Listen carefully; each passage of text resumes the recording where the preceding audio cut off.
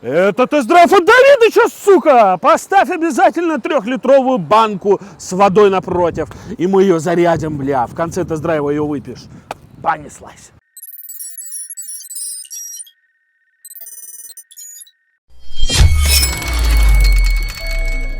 Range Rover Sport. У меня была такая машина, и я не очень сильно кайфовал от этой машины. Да, я какой-то тюнинг там сделал, бампер повесил, выхлоп кан-дизайн поставил. Ну, как бы все это не доставляло мне безумного удовольствия. Когда только я взял эту машину, я сразу психологически начал ее сравнивать с X5M, X6M, Mercedes ML63 AMG и так далее. Но после того, как я покатался, я осознал, что я был неправ, и я сравнивал ее не с той машиной. Давайте для начала просто обсудим. Здесь 550-560 лошадиных сил, когда вы ее заправляете 98-м. Когда вы ее заправляете 95-м, у вас 510 лошадиных сил. Ну, так же, как и на всех остальных машинах. Как он выглядит? Выглядит он нормально, но только спереди. Реально стильно, симпатично, прикольно. С точки зрения технологий, обычная линза, обычная диодная полосочка, ничего нового. Просто прикольная форма. Почему эта прикольная форма так смотрится? Потому что он большой, потому что он стильный. Компания Range Rover всегда делала, ну, в моем понимании, стильные машины. Вот всегда они делали тачки, которые, ну, я не знаю, мне нравятся. Вот что старый мне нравился по дизайну, но старый мне нравился по дизайну и спереди, и сзади. Этот мне нравится только спереди. Значит, давайте открою его капот. Почему я не хотел делать тест-драйв этой машины? Потому что эту машину я называю Белоснежкой. Помните фильм «Девятая рота», в котором там 7 или 6 или 8 солдат, я уж не помню, ебали одну эту бедную девочку, блондинку. Вот, и потом говорили, что она богиня. Прикольная сцена, кстати, недавно фильм смотрел, много моментов переосмыслил. Ну, первое я хотел бы сказать. На этой машине в Москве и в России переездили все пидоры вообще. Все пидоры, которые снимают тесты, переездили на этой машине. Значит, я джигит последний вообще, кто на этой тачке ездит, потому что после меня эта тачка поедет сначала в сервис, а потом ее снимут уже с тест-драйва. Что они сделали? Поставили, как и в BMW, 8-ступенчатую скоростную коробку, мотор тот же самый, 5-литровый. Вот есть 500 лошадиных сил, обычный Range Rover Sport, да, Evoque. Вот это точно такой же двигатель. Да, они там доработали шкив, я думаю, на самом деле они еще не парились. Они просто другого размера шкив сделали, который идет на компрессор. Тем самым подняли немного давления. Подняли давление, получили больше мощности. Сверху лохам поставили карбоновую крышечку эту, покрасили машину в индивидуальный синий цвет, и все смотрят такой: посмотри, какой спорт красивый, посмотри, какой он синий. Ну, конечно, ты на него смотришь, и ты говоришь, что он красивый, потому что все остальные роверы все как говно, черное или белое. Ну, поэтому ты удивляешься, поэтому ты смотришь. Посмотрел тесты некоторых лохов, которые эту машину тестируют, которые говорили, что здесь вот поставили карбоновую пластину для того, чтобы тепло держать, что-то такое там этот хуй сказал. Значит, потом рассказывал про воздухозаборники, которые на капоте. Типа, воздухозаборники нужны для того, чтобы охлаждать моторный отсек. Но на самом деле это не так. Вот тут стоят вот такие две штучки, вот такие вот. И то, что заходит через капот, оно, видимо, заходит вот сюда. Вот вы можете посмотреть. Вот они воздухозаборники, и они уходят дальше вот сюда. Поэтому это не для охлаждения моторного отсека. Вообще, первое, что я сделал после того, как взял эту машину, вымыл эту машину от этих пидоров. Ну, реально. Сука, меня так бесят вот эти... Я именно поэтому не хотел снимать этот тест. Просто эти пидоры залапали машину. Мне пришлось химчистку сделать для того, чтобы вообще на ней ездить. Так, ну что, идем дальше. Значит, еще хотел бы один момент сказать. Представительство Land Rover, Jaguar. Вы что, охуели? Вы мне зачем битую машину дали? Зачем? Это один цвет, это другой цвет. Зачем? Ну, сказали бы хотя бы. Так бы, если вы мне сказали бы, я бы, наверное, промолчал бы, что у вас битая машина на тест-драйве. А так теперь пиздить-то не получается своим пацанам. Банда сейчас зайдет к вам на сайт, реально, и залайкает все ваши роверы. Аккуратней. Говорите сразу. Тормозная система Brembo. Ну, полная хуйня вообще. Ну, полная просто.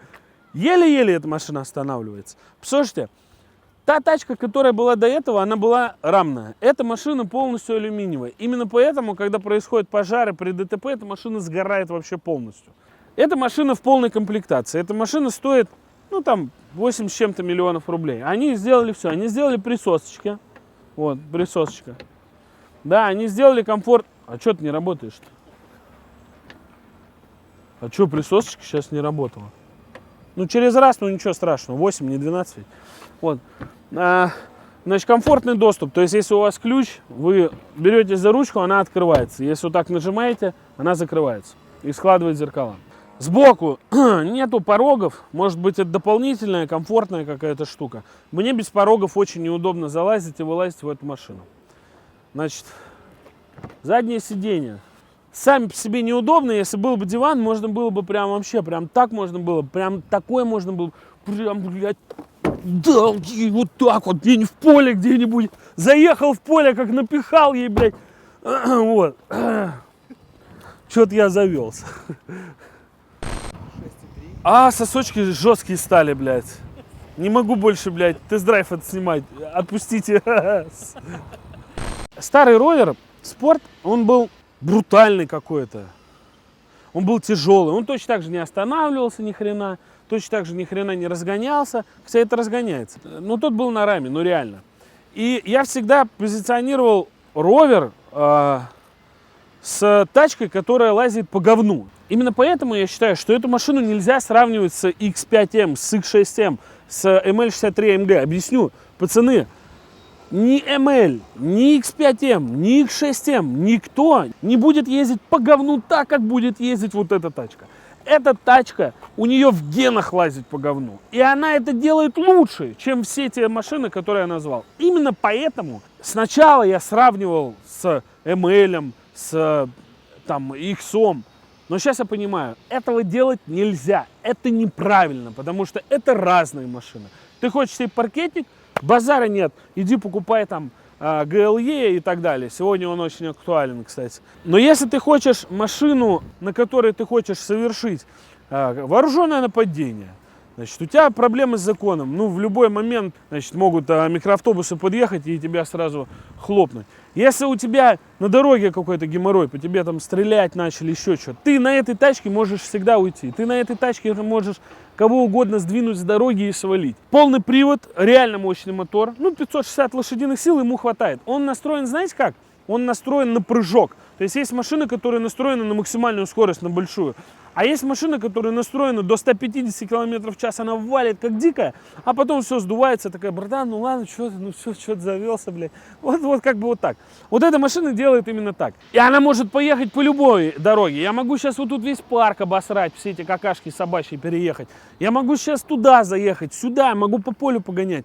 Я могу сейчас в городе поисполнять. Я сейчас всю эту канитель буду делать. Но у Мерседеса есть AMG, у BMW есть M, у Audi есть S и RS, а у Range Rover теперь есть SVR. Special Vehicle Operations. Что это, блядь? Я не знаю. SVR.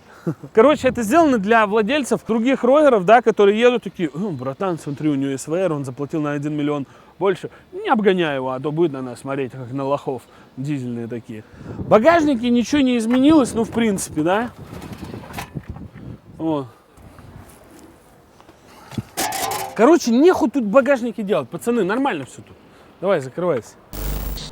Range Rover мчит, за рулем джигит, ни хрена не тормозит.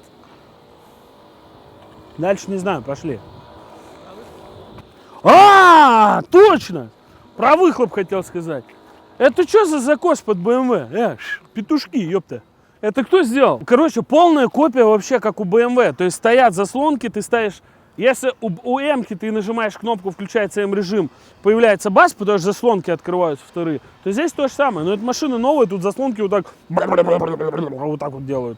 Мне, в принципе, ну, похуй вообще на эту машину. И я вам рассказываю с другой точки зрения. Чувачки, которые их тестируют, они берут, они никогда в жизни себе эту машину не купят, они на ней катаются и рассказывают про нее. Есть те, которые делают это честно, есть те, которые делают это не совсем честно. Мы это делаем честно. Почему? Потому что если бы я вот это говно купил бы за 8 миллионов, я бы ее продал через 2 месяца, всем бы точно так же сказал, что это говно, и просто разбил бы ебало этому менеджеру, который мне эту машину продал. Ну только так. Ну как, прикиньте, ты ее купишь за 8, продашь за 6. Это что за бред? Ненавижу, блядь. Ну просто. Посмотри, они сделали вот эту канитель. Вот это. Вон, видели? Значок они воткнули, посмотри. Сделали типа значок. Кожа вся урытая в жопу вообще просто. Здесь все мятое, здесь все порванное. Я не понимаю, что здесь кожа. Сами смотрите. Но это бред.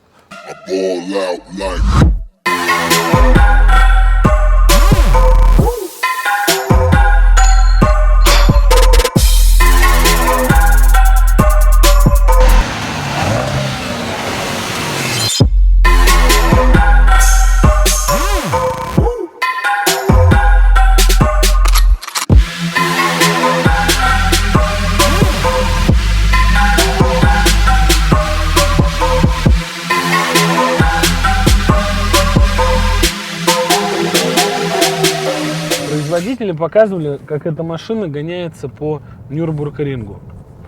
Прикольно, я посмотрел на это видео, поулыбался. Я не могу сказать, что они прибавили 50 лошадиных сил, и эта машина стала супер гоночной, и эта машина стала какой-то супер быстрой. Нет, это неправда. Эта машина стала рулиться. Нет, она жесткая для начала. Несмотря на то, что у нее пневма стоит, она должна быть мягкой.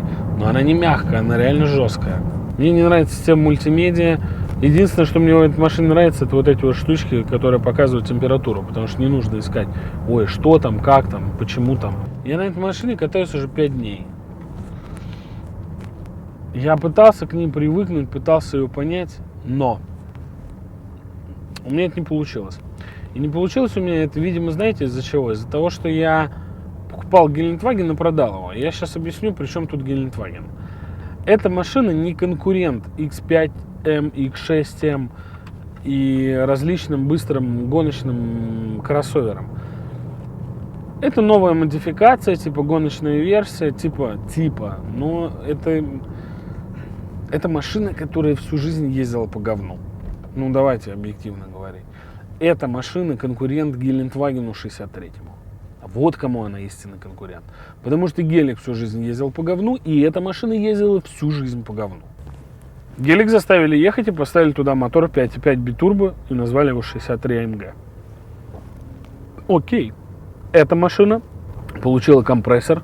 У нее получается 550 лошадиных сил, и типа это быстрая гоночная версия. Эта машина имеет ярко выраженный характер в прыжке. То есть она вот, ты первая, вторая, третья, она прыжок прям делает, такая, как тигр прям. И реально она делает это очень хорошо, потому что у этой машины нету рамы. Эта машина вся алюминиевая, она легкая, она большая, огромная, но она алюминиевая. Это 8-ступенчатая коробка, такая же, как на X5M, но, видимо, с другими настройками. Точно так же толкается, точно так же, мне кажется, что она не очень долго будет жить, эта машина. О, толчочек сейчас, почувствовали? Все, пиздарики, 20 тысяч пробега. Что еще могу сказать? По поводу качества материалов говно. Потому что, вот просто на ощупь я трогаю, мне не нравится, поэтому это говно, понимаете? Просто я трогаю, а вот в Бентли трогаю, или там в Ройсе я трогаю что-то, я понимаю, что это жопа 18-летней телки. Вот здесь я трогаю и понимаю, что это бабуля какая-то 50-летняя, ну отвечаю просто. Ну нет, здесь мягенькая. Тут что у нас, отваливается уже? Понятно. Вот так, за мной все, ёпта.